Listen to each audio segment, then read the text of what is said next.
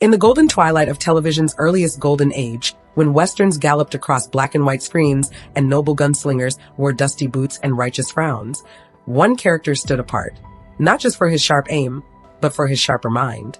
Clad in tailored black and quoting Shakespeare as easily as he could unholster a Colt, Paladin of Have Gun, Will Travel offered audiences something unfamiliar, a thinking man's cowboy. And at the heart of that unforgettable role stood Richard Boone, a man whose gravelly voice, piercing gaze, and brooding charisma etched him into the lore of American television. Yet beyond the holster and behind the curtain was a far more complicated figure, a classically trained actor, a painter of quiet ambition, a mentor who distrusted the very industry that made him famous, and a husband wrestling with inner unrest. Richard Boone's life was one of remarkable contrast. He played roles with the precision of a surgeon and the weight of a philosopher, yet off-screen, he was often restless, disillusioned, and deeply at odds with Hollywood's machinery. Where others might have basked in stardom, Boone recoiled, choosing instead the distant shores of Hawaii and the quiet streets of St. Augustine over the spotlight of Los Angeles. He could be generous with young actors, yet blunt to a fault. He despised the glamour of his profession and retreated from it with a vehemence that confused many and isolated him from an industry he had once helped define. Born in Los Angeles in the shadow of Hollywood itself, Boone's early life was shaped not by fame, but by tension between tradition and art, duty and dream. He would come of age during the chaos of World War II, find his footing in the sweat and risk of live television, and ascend to fame in an era that seldom made room for complexity. Boone forced that complexity into every role he played, especially as Paladin, a gun for hire with a poet's tongue and a soldier's code. But what the audience didn't see were the wounds behind the performance, the creative battles, the bitter partings, and the slow unraveling of a man who once believed in the magic of performance, only to find it hollow. This is the story of Richard Boone, not just the paladin in black who haunted the frontier of post-war television, but the man behind the monologue, who painted in silence and cursed the lights. A life of acclaim, contradiction, and in the end, a quiet sorrow that never quite faded.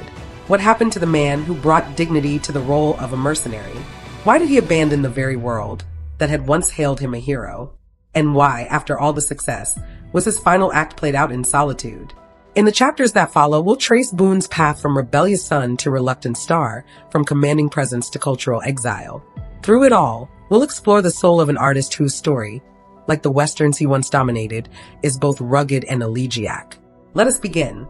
Long before Richard Boone ever set foot on a soundstage, he was a young boy with a restless spirit and a mind that veered toward the poetic. Born on June 18, 1917, in Los Angeles, Boone was raised just miles from the epicenter of America's growing film industry. Yet his childhood bore little resemblance to the shimmering world of cinema. His father, a stern corporate lawyer, envisioned a future of discipline and respectability for his son, perhaps even the family tradition of law. But Richard, even from a young age, seemed determined to chart a different course, one colored more by canvases and stories than by rules and courtrooms. His earliest passion wasn't acting at all, but painting. Boone dreamed of becoming an artist, spending long hours sketching and studying the world through color and form. This dream, however, clashed with his father's expectations. Hoping to mold his son into a man of structure, Boone's father enrolled him in military school. The decision was not well received.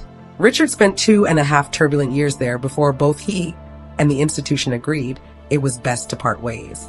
He left with his defiant spirit intact, and perhaps more convinced than ever that conformity would never be his path. Still, he made an effort to bridge the divide between his own desires and those of his family. He enrolled at Stanford University, initially pursuing pre-law, a choice that seemed to please his father, but did little to stir his own enthusiasm. The lectures felt stifling, the ambitions borrowed. It wasn't long before he shifted his focus to drama, finding in the stage a kind of freedom he hadn't felt before. Yet even then, the road to becoming a performer was far from certain. Boone, like many young men of his generation, would soon find his life interrupted by war. When World War II erupted, Boone joined the U.S. Navy, serving in the South Pacific as an aviation ordnance man.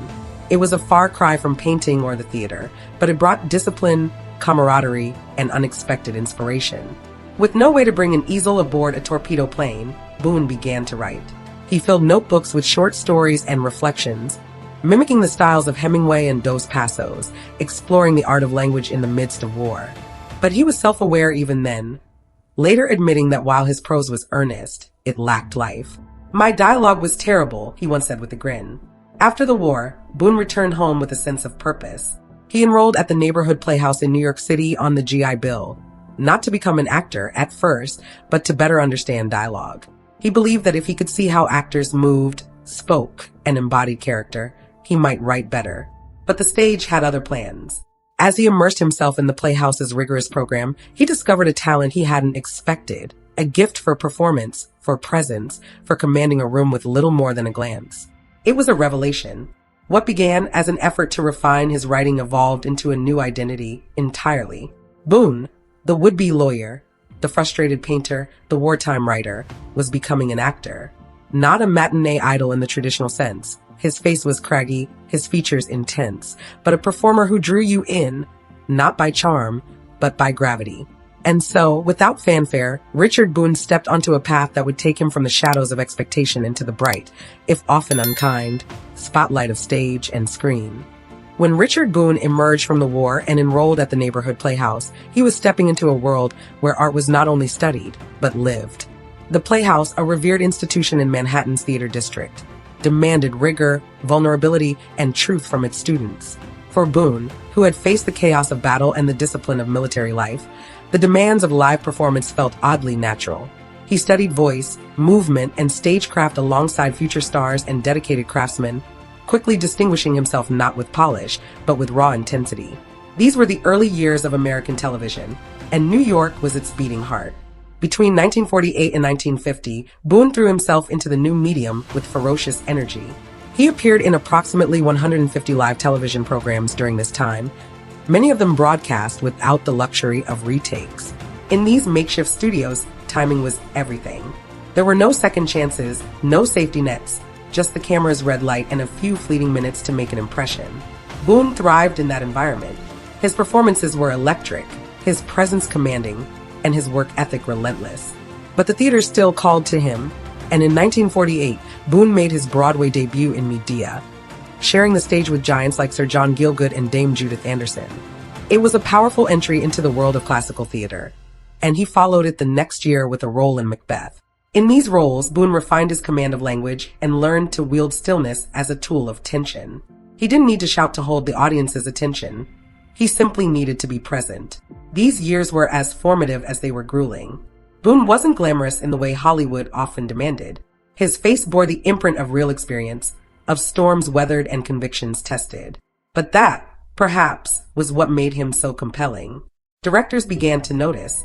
His eyes told stories even before he opened his mouth, and his voice, low and deliberate, gave each line the weight of certainty. He was, as many would later describe, not an actor who performed, but one who inhabited.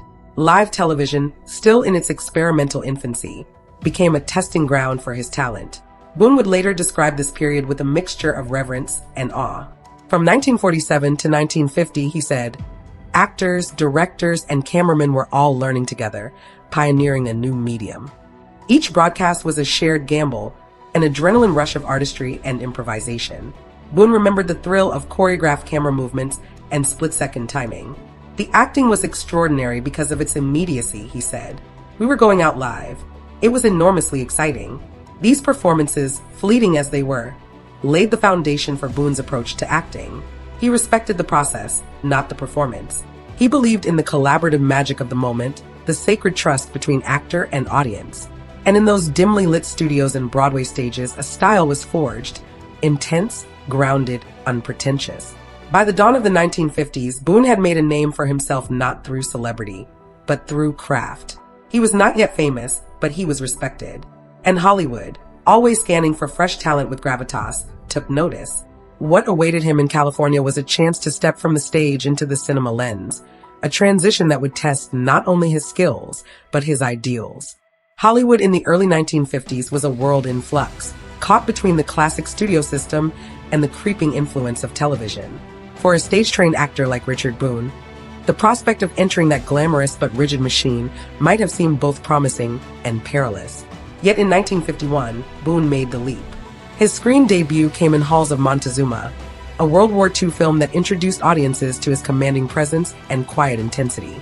Cast as Lieutenant Colonel Gilfillan, Boone brought authenticity to the role, drawing from his own wartime experiences in the South Pacific. The Los Angeles Times praised the film's realism and singled him out as a standout newcomer. It was a promising start, and more roles quickly followed. He appeared in a string of films over the next few years: Call Me Mr., Man on a Tightrope, Siege at Red River, and The Robe. These were solid, respectable pictures. Many of them were dramas or westerns that allowed Boone to tap into his stoic demeanor. Yet he was often cast as rough men, soldiers, cowboys, and antagonists who lived by their fists and rarely shaved. For 3 years, I didn't play anything but dirty men at 20th Century Fox, Boone later remarked, half amused, half exasperated. Why? I seldom got to shave. But in 1954, his fortunes shifted with Medic, a groundbreaking television drama that cast him as Dr. Conrad Steiner. Unlike most medical dramas of the time, Medic prioritized realism, depicting procedures, ethical dilemmas, and human vulnerability with unflinching honesty. Boone's performance as the steady, thoughtful physician struck a chord with audiences and critics alike. It was a role that restored subtlety and intelligence to his screen persona, allowing him to portray not just strength, but compassion. Medic ran for 59 episodes and earned Boone not just recognition, but a kind of professional vindication. He was no longer just the grizzled face in war paint. He was a serious actor, capable of carrying a narrative with restraint and depth. He described the role as transformative, saying, "Medic changed everything." I'm getting my pick of pictures now. And indeed, offers came pouring in. Between 1955 and 1958, he appeared in 11 films, each one a testament to his growing range and reputation. Yet Boone remained wary of the industry's fickleness. He never quite settled into the mold of a leading man. He was too severe to be charming, too introspective to chase stardom. Hollywood liked its stars polished, their personas easy to digest. Boone was anything but. He was passionate, cerebral, and occasionally combative, a man who refused to play by the unspoken rules of publicity and promotion. He took his work seriously, but had little patience for its trappings. Still, a curious opportunity was on the horizon, one that would define his legacy, even as it tested his principles. In the waning years of the 1950s, Boone agreed to take on a new television role. The character's name was Paladin. The show was Have Gun, Will Travel, and with it, Boone would become a legend not just as an actor, but as the face of a new kind of Western hero. When Have Gun, Will Travel premiered in 1957, television audiences were already well acquainted with the archetypal cowboy. Westerns dominated the airwaves: rugged lawmen, frontier justice, shootouts at high noon. But Paladin was something else entirely. Dressed in black, quoting poetry, and operating out of a luxurious San Francisco hotel, he was a far cry from the dusty drifters of the prairie. And Richard Boone, with his measured delivery and brooding elegance, was the perfect actor to bring him to life. Paladin wasn't just a gunslinger. He was a hired gun with a code, a mercenary philosopher who believed in justice, but not always the law. He was the kind of man who could attend an opera one night and outdraw an outlaw the next. Boone understood the paradox at the character's core. "He's a fantastic character," he once said. "He has a great sense of humor. He's always quoting things. But he's also a real pro. One shot does the job." The creators of the show, including a young Gene Roddenberry, who would later go on to create Star Trek, crafted a series that balanced sophistication with grit, and Boone was its linchpin. Have Gun, Will Travel quickly became a sensation, running for 225 episodes over 6 seasons. Its theme song, The Ballad of Paladin, became instantly recognizable, and Boone's portrayal of the enigmatic gun-for-hire earned critical acclaim. The show stood apart for its intelligence, often weaving philosophical questions into its storylines. While other westerns were content with black and white morality, Have Gun, Will Travel thrived in the gray areas. Paladin might accept payment from a rich client in one episode and champion the defenseless in the next, all without ever revealing too much about his own past. That mystery was by design. Paladin's real name was never mentioned in the show. In a companion series of novels, he was occasionally referred to as Clay Alexander, but the television character remained an enigma. He was a man with a military past, hinted at through subtle clues, a West Point education, an officer's demeanor, but his motivations were left open to interpretation. The ambiguity only deepened the character's appeal. Boone brought more than performance to the role. He helped shape it. His fingerprints were all over Paladin's persona, from his tailored black attire to his impeccable manners. Even the character's calling card, embossed with a white chest knight and the words "Have Gun," will travel. Wire Paladin, San Francisco, suggested a code of honor that transcended the barrel of a gun. Boone's theatrical background and natural gravitas elevated what could have been pulp into something quietly profound. But success came with its burdens. The role became so iconic that it threatened to overshadow Boone himself. People began to conflate the man with the myth. He would later say that Paladin wasn't just a character I played. He was something I helped create. He's in my bones. Yet that closeness made the eventual unraveling of the series all the more painful. For now, though, Boone was at the height of his fame. The man who once doubted whether Hollywood had a place for him had become one of its most recognizable faces, not through charm or compromise, but by forging a new kind of hero. One that thought before he shot and spoke in riddles rather than rules. As Have Gun will travel march toward its conclusion, Richard Boone stood at a strange crossroads. For 6 seasons, he had helped define one of the most original and enduring characters on television. He had lent his own sensibilities to Paladin. His intellect, his disdain for showy violence, his complex sense of morality. But as the series neared its end, Boone began to feel a shift. Not just in the production, but in himself. What had once been a fulfilling partnership between actor and role now felt like a quiet estrangement. The final blow, however, came not in the writing room or on the soundstage, but in the newspapers. Boone, the lead actor and face of the series, learned of the show's cancellation through a news report rather than a conversation. No courtesy call, no farewell meeting, just ink on paper. It was a slight he never forgot. In interviews years later, he still recalled the moment with hurt and anger.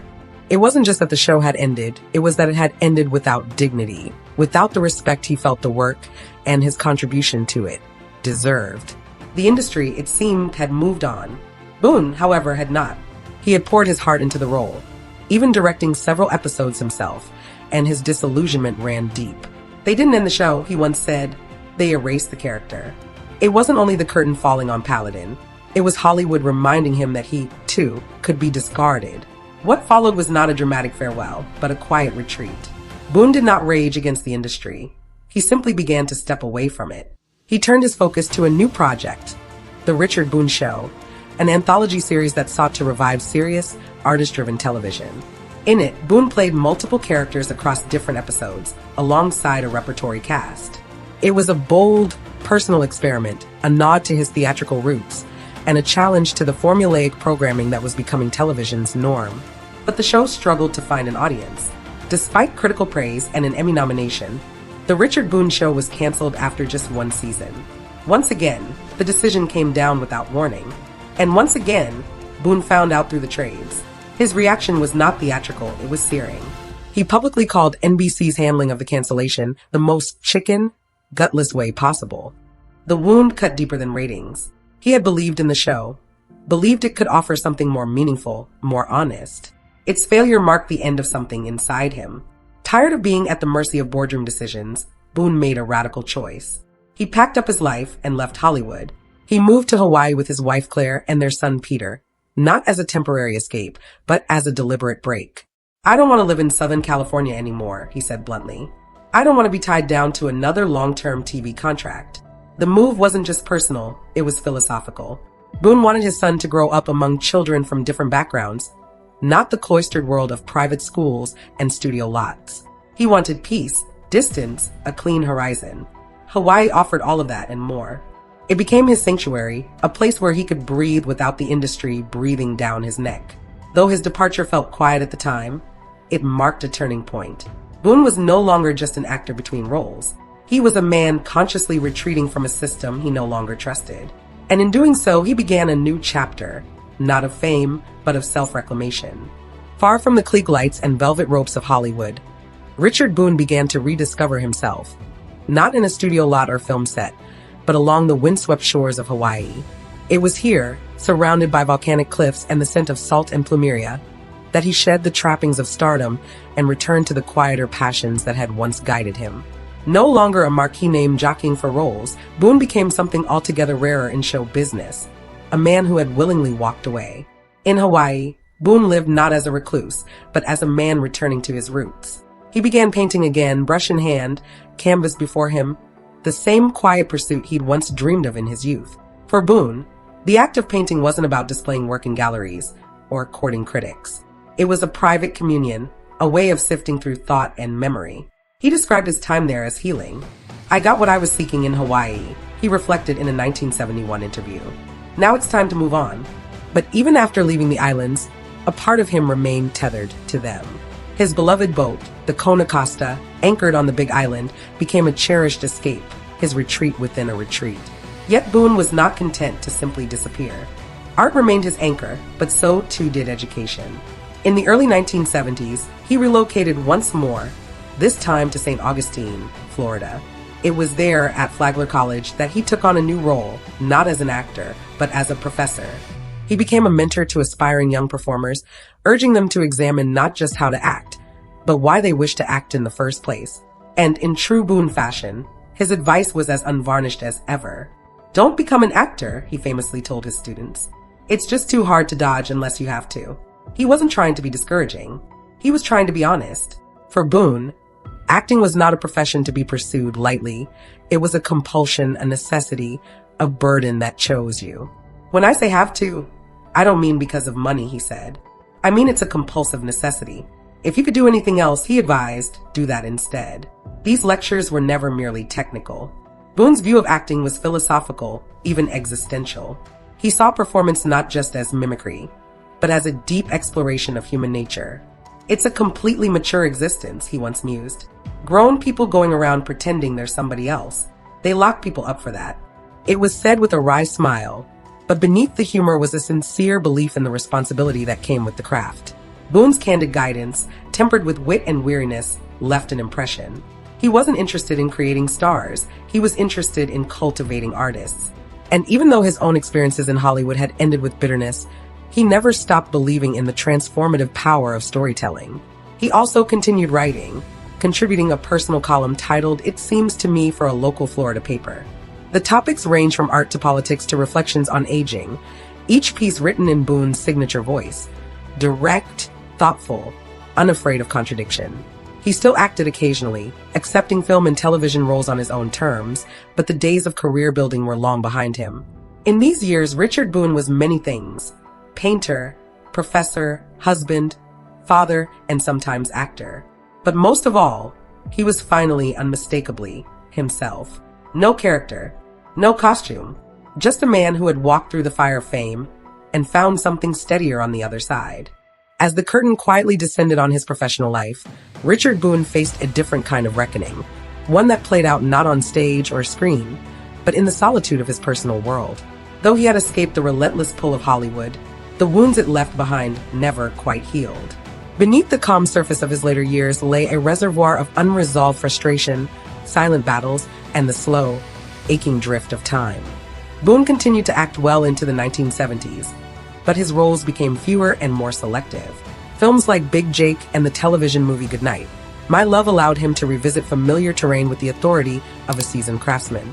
His performances remained sharp, but the ambition had softened. Acting was no longer a pursuit. It was, at best, a means of expression, and at worst, a reminder of past disappointments. His final on-screen appearance came in The Bushido Blade in 1979, a quiet end to a career that had once blazed so brightly. Yet it was not just career disillusionment that shadowed his later years. Boone struggled with lingering resentment toward the television industry, particularly over the abrupt cancellation of The Richard Boone Show. He had given his heart to that project, had built it from the ground up as a place for serious, repertory-style drama. And when it was discarded without warning, it left a scar. Friends and colleagues recalled how often he would return to the topic, unable to fully let go of the betrayal. For a man who had given so much of himself to the craft, the industry's indifference felt like a deep and lasting wound. Alongside this bitterness came more personal trials. Boone had long wrestled with alcohol, a struggle that deepened as his creative outlets narrowed. The drinking became heavier, more persistent. It was, perhaps, an attempt to dull the edge of disappointment, to silence the hum of restlessness that never quite left him. His marriage to Claire McAloon, his third and longest, endured through it all, though not without cost. Boone was known to stray, often and unapologetically. And yet, Claire remained by his side, weathering the storms with a kind of quiet grace. She had seen the man behind the public persona, the painter, the father, the wounded idealist, and chose, time and again, to stand beside him. Boone's health began to falter as the 1980s approached. Years of smoking and drinking took their toll, and in time, he was diagnosed with throat cancer. Still, he refused to make a spectacle of his illness. True to form, he bore it privately, retreating further into the quiet life he had carved for himself in Florida. He continued to write and mentor, though his public appearances dwindled. In 1981, during the final year of his life, he was named Florida's cultural ambassador, an honor that recognized not just his fame, but his contribution to the arts in his adopted home state. He died that same year in his home in St. Augustine. The news, when it came, was met with muted tributes. Hollywood, ever forward-facing, offered little fanfare. There were no grand retrospectives, no sweeping eulogies. But among those who knew him, those who had watched him work, who had learned from him, or who had simply been moved by the quiet intensity of his performances, there was a shared sense of loss. A man who had lived by principle and sometimes in pain had passed, leaving behind a legacy that defied easy categorization. He had not always been easy. He had not always been kind. But Richard Boone was, in every sense, real. He had fought for authenticity in an industry that often preferred illusion, and in doing so, he had paid a price. Still, he remained devoted to his craft, to his ideals, and in his own way, to the people who believed in him. For all the acclaim he earned as Paladin, Richard Boone's range as an actor stretched far beyond the man in black. He was not content to play just the hero, nor did he shy away from the darker corners of human nature. Throughout his career, he gravitated toward characters who were layered, contradictory, and often at war with themselves. Figures who echoed Boone's own complexity. Whether portraying the virtuous or the vicious, he brought to each role a sense of lived-in truth that set him apart from more polished contemporaries. Though best remembered for his work in westerns, Boone often said he found villains more interesting than heroes. There's something more human in their flaws, he once remarked. He proved this time and again, taking on roles that challenged audience expectations. In The Tall T, he portrayed Frank Usher, a bandit leader whose eerie charm masked a ruthless streak. Boone refused to play him as a caricature. Instead, he added subtlety, restraint where others might have resorted to menace, making the character all the more unsettling. In Man on a Tightrope, he tackled the role of Craig, a conflicted figure caught between his ties to a circus and his entanglement with the Communist Party. It was not a glamorous role, but Boone imbued the character with dignity and internal tension, painting a portrait of a man divided by politics and personal loyalty. And in the arrangement, directed by Elia Kazan, Boone delivered one of his most emotionally raw performances as Sam, the unyielding father of a successful executive unraveling under the weight of a breakdown. It was a role far removed from the stoic cowboys of his early years, and it allowed Boone to explore the quiet heartbreak of generational misunderstanding. Even when playing more conventional roles, military officers, lawmen, patriarchs, Boone resisted simplification. In Halls of Montezuma, his Lieutenant Colonel Gilfillan was not a war hero cut from myth, but a weary, burdened leader navigating the brutal realities of combat. The tension between duty and humanity in his performance reflected Boone's own wartime experiences, lending it a quiet authenticity that no script could fabricate. Boone's commitment to character extended beyond performance. He was known to rewrite scenes, collaborate closely with writers, and push for greater emotional nuance. Some directors welcomed this input, others found it challenging, but Boone rarely compromised. He believed that audiences deserved more than easy archetypes. They deserved truth, even if it came wrapped in silence or ambiguity. It's easy to see why his legacy is so often distilled into a single role. Paladin, after all, was unforgettable, a figure who embodied Boone's intellect, elegance, and quiet force. But that role was only one chapter in a broader, richer story. Across 3 decades, Boone consistently chose substance over spectacle, depth over decoration. He was not a star in the traditional sense, but something more enduring, a working actor who elevated every part he touched. In an industry eager to label and typecast, Boone remained elusive. He could play a noble warrior or a cynical schemer, a father or a killer, a hero or a man haunted by his own failings. What connected all these roles was the sense that the man behind them had lived something true, and was offering it, piece by piece, to those willing to look past the surface. In the ever-evolving mythology of Hollywood's golden age, Richard Boone occupies a curious space, at once deeply iconic and quietly overlooked. To many, he is frozen in time as Paladin, the enigmatic man in black who strode through the western frontier with a mind as sharp as his draw. Yet Boone's legacy, like the man himself, defies reduction. He was more than a television hero. He was a craftsman, a critic, a teacher, and a man burdened by the very system that once raised him to stardom. Boone never courted fame the way others did. He was not drawn to red carpets or the glitter of premieres. If anything, he recoiled from it, preferring meaningful work over public adoration. And when the roles stopped aligning with his ideals, when the industry seemed to value profit over principle, he simply walked away. Not with bitterness alone, but with a clarity that few in his position ever muster. In retreat, he found a different kind of fulfillment, in painting, in mentoring, in raising his son far from the neon buzz of Hollywood. His contradictions were many.